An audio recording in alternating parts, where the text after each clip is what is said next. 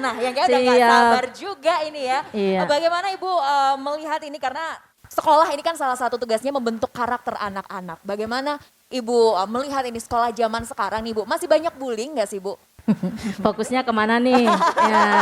Satu-satu dulu deh Bu, boleh Ya. silakan Bu Uswatun. Baik, terima kasih. Yang pertama saya berterima kasih karena sebenarnya ketika saya di Dinas Pendidikan Provinsi Jawa Tengah ini bersama dengan para pakar-pakar di sini justru memberikan wawasan kepada saya, memberikan cermin kepada saya apa yang terjadi di luar sana sehingga mempermudah saya untuk melakukan evaluasi, kemudian memperbaiki. Nah, ketika ditanyakan tadi Mbak Septi ya. Iya. Fokus di pendidikan karakter berdasarkan dari Perpres yang kemudian diturunkan di Permendikbud nomor 2018 ya. Itu ada 18 karakter. Secara teorinya 18 karakter itu harus diintegrasikan di semua mata pelajaran. Tapi kita nggak mau kan semuanya hanya teori. Nah, di dalam kurikulum, di kompetensi inti itu ada 4 ranah yang bisa kita sentuh. Yaitu pada ranah spiritual, yaitu kemudian ranah kompetensi pada pengetahuan, kemudian keahlian dan sosial. Di mana semuanya itu bisa kita integrasikan bukan penanaman karakter tapi penguatan karakter. Ya, karena pada dasarnya anak lahir itu sudah membawa karakter. Kita tinggal menguatkan mana yang perlu dikawal, dikembangkan sehingga anak-anak ini nanti benar-benar tadi dikatakan Pak Yudi, mereka nanti yang akan melanjutkan estafet perjuangan kita. Maka semuanya pasti berharap diberikan yang terbaik. Ya. Kemudian ketika pertanyaannya bullying dan lain-lain, yang sedih itu tidak hanya kami ya, pastinya semuanya bersedih.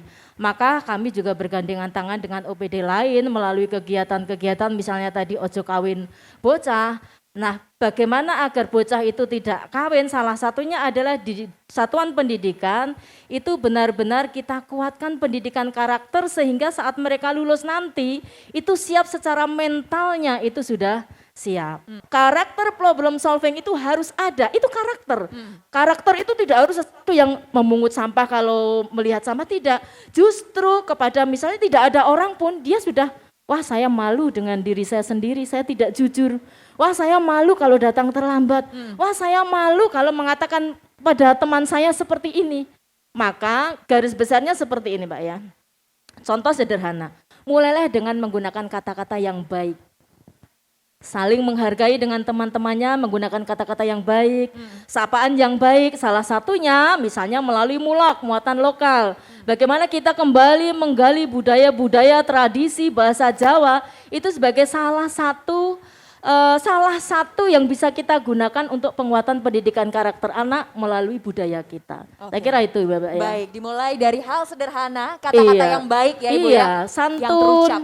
Iya. Baik, itu ya kalau dari Bu Uswatun. Baik, kita lanjutkan lagi ke Pak Sabarudin. Pak Sabarudin, kalau tadi sudah mendengar ya program-program yang disampaikan dari DP3AKB, dari Dinas Pendidikan juga. Nah, sebagai lembaga pengawas, apakah ini sudah sesuai harapan belum Pak Sabarudin?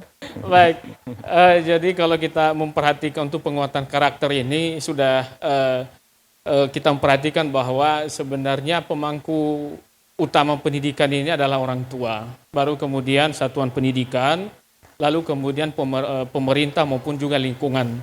Ini kan mindsetnya kan selalu bahwa ini satuan pendidikan, sekolah.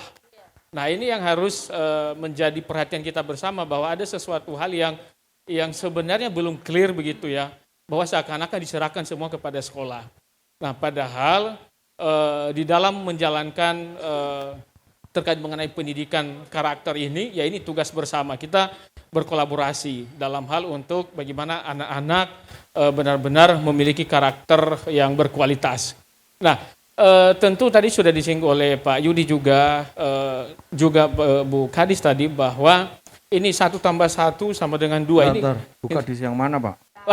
bukan di pendidikan. Semua soalnya, iya. Oke. Yang Aja Bu. cantik semua. Jadi ini kan 1+1 sama dengan 2. Kan harus mengetahui dari mana sumbernya, kenapa bisa 2. Nah, apakah juga kalau kita memperhatikan sudah terintegrasi tidak dengan terkait mengenai kurikulum kita? Apakah sudah terakomodasi atau justru jauh dari harapan kita? Jadi dari Ombudsman banyak laporan-laporan yang kami terima, terutama pernah kami juga menangani laporan ketika seorang anak mengakui perbuatannya kepada gurunya bahwa saya mengkonsumsi obat terlarang, justru dibully dan dikeluarkan dari sekolah. Nah, ketika hal ini kan justru tidak membangun karakter ya. Ya. Jadi memang penguatan karakter ini juga kita harus melihat dari standarnya bagaimana, wadahnya sudah sesuai tidak. Jangan sampai kemudian misalkan di satuan pendidikan, bagaimana kesiapan guru begitu ya. Apakah justru tidak mempraktekkan bagaimana kemudian karakter yang baik begitu, yang berkualitas. Nah, misalkan mengenai nilai-nilai Pancasila. Jangan-jangan hanya bisa menghafal ketuhanan yang Maha Esa, tapi tidak bisa menguraikan sebenarnya ketuhanan yang Maha Esa itu apa artinya. Iya, betul sekali. Kemanusiaan yang Iya. adil dan beradab bagaimana? Nah, jangan sampai kemudian guru memberikan contoh yang tidak sesuai dengan sila ke-1. Loh, ini Pak Guru menyampaikan ini supaya kita menghargai toleransi. Tapi Pak Gurunya sendiri tidak mempraktekkan, tidak mencontohkan begitu. Iya, iya. Nah, ini yang Beri toleransi Tidak- pada saat anak didiknya nyontek gitu. Pengalaman dari dulu kayaknya Pak Yudi ini ya. Jadi memang ya kita melihat ini ya Ki Hajar Dewantara. Jangan-jangan anak-anak sudah pada melupakan ini. Banyak ini ya hal yang memang menjadi pengawasan kita, terutama juga kami dari Ombudsman tentu sebagai lembaga negara memperhatikan dari ketentuan yang ada, bahkan kami kira juga Komisi DPRD Provinsi Jawa Tengah kita juga mungkin ke depan juga kolaborasi ya Pak ya, mengenai masalah pendidikan ini, dan kami kira juga Bu Dewi dan Bu Uswatun juga kita sudah berkolaborasi dalam menangani persoalan-persoalan mengenai perlindungan anak, terutama untuk satuan pendidikan. Ini kami kira menjadi perhatian kita bersama. Tapi kembali lagi bahwa ini terutama kepada anak didik ya, bahwa di konstitusi kan sudah berserikat berpendapat. Jadi jangan biarkan juga anak ketika mengkritik sesuatu hal yang kemudian ditolak oleh guru untuk diterima begitu. Biarkan anak itu berpendapat. Kalau ada yang salah, ada yang keliru, harusnya ditata. Nanti kita akan ngobrol langsung dengan pelajarnya yang dari tadi kayaknya sudah ingin bersuara atau agak tertekan nampaknya ya muka-muka mereka. Nanti kita akan ngobrol, kita akan lanjutkan diskusi kita pada kesempatan hari ini ya pemirsa, tetap bersama kami dalam Ngode Ngobrol Bareng Dewan.